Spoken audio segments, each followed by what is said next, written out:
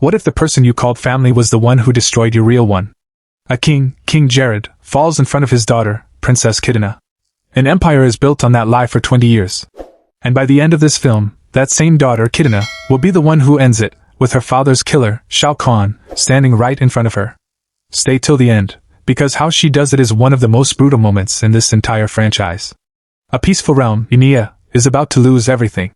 A young Princess Kitana stands beside her mother, Queen Sindel, and father, King Jared. As a conqueror, Shao Kahn arrives to claim their kingdom the only way this world allows, combat. Before the fight, her father gives her something small, a pair of steel fans meant to protect her, not knowing it's the last thing he'll ever give her. The battle turns brutal fast.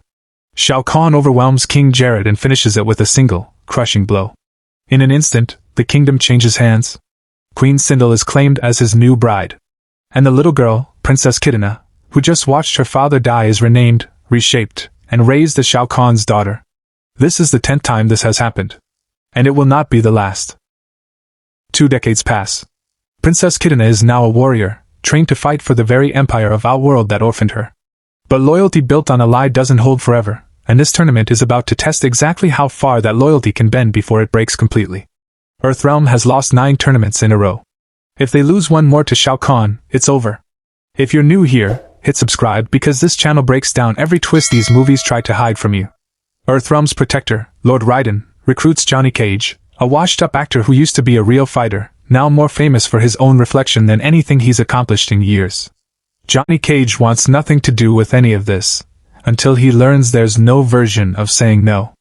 He joins Sonya Blade, a soldier, Jack Spriggs, a cybernetically enhanced fighter, Liu Kang, the returning champion from the last war, and Cole Young, a young hero still carrying the weight of what happened to him last time. 5 fighters. 1 tournament. And an opponent in Shao Kahn who has never lost. Princess Kitana is ordered to fight first, against the washed-up actor Johnny Cage. She beats him easily. But instead of finishing him, Kitana spares Johnny Cage in front of everyone, a small act of defiance that doesn't go unnoticed. She's been secretly working against the empire that raised her, and her closest friend, Jade, the woman assigned to guard her, starts to suspect the truth. The tournament turns bloodier fast. Sonya Blade is forced into combat against the Emperor's new bride, Queen Sindel, the woman who was once a queen, now twisted by dark magic. It's personal, and it ends in death. Elsewhere, Sub-Zero, a resurrected warrior, returns to the fold, brought back by Quan Chi's necromancy, fighting now for the very empire that once destroyed his side. The real threat isn't the tournament itself. It's Shinnok's ancient amulet, one capable of granting its holder near-total invincibility. Shao Kahn wants it for himself, and he's willing to burn through every ally and enemy in the realm to get it.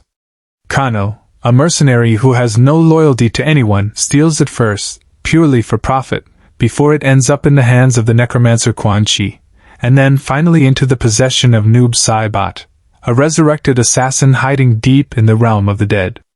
Lord Raiden realizes there's only one way to stop what's coming. Someone has to go into the Netherrealm itself and destroy it before Shao Kahn gets his hands on it.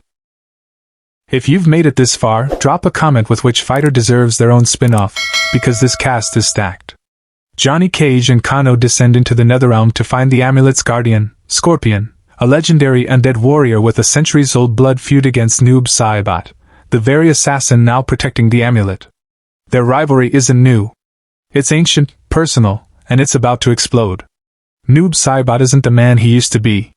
He's been reborn as something colder, something capable of splitting into 2 identical, merciless copies of himself. Scorpion doesn't hesitate. This is a fight he's been waiting centuries to finish. Back at the tournament, Shao Kahn's forces succeed in draining the power of Lord Raiden, stripping him of his strength, and leaving him nearly helpless in his own sanctuary. That stolen power is used to bind Shinnok's amulet directly to Shao Kahn. He is no longer just strong. He is now, for all intents and purposes, unkillable. He proves it immediately. Cole Young, still trying to prove he belongs, challenges Shao Kahn one-on-one and lands what should be a fatal blow. It doesn't matter. The wound closes instantly, and Shao Kahn ends Cole Young in one of the most brutal moments in the entire film.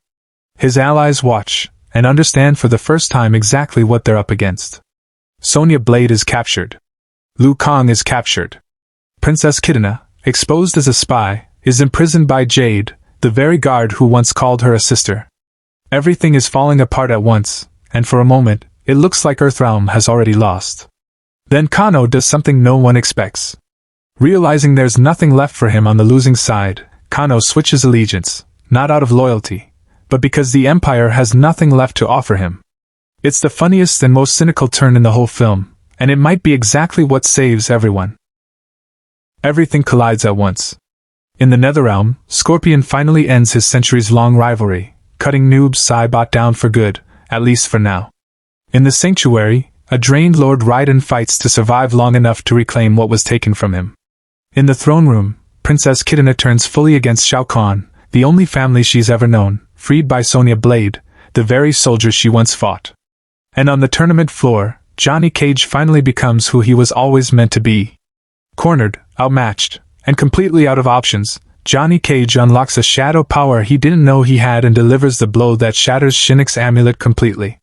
In an instant, Shao Kahn's invincibility disappears. Stripped of his power, Shao Kahn is finally vulnerable, and Princess Kitana is the one who ends it. In front of the entire tournament, in front of the people he ruled through fear for 20 years, Kitana takes Shao Kahn down herself. It's not just a victory. It's 20 years of stolen identity settled in a single moment.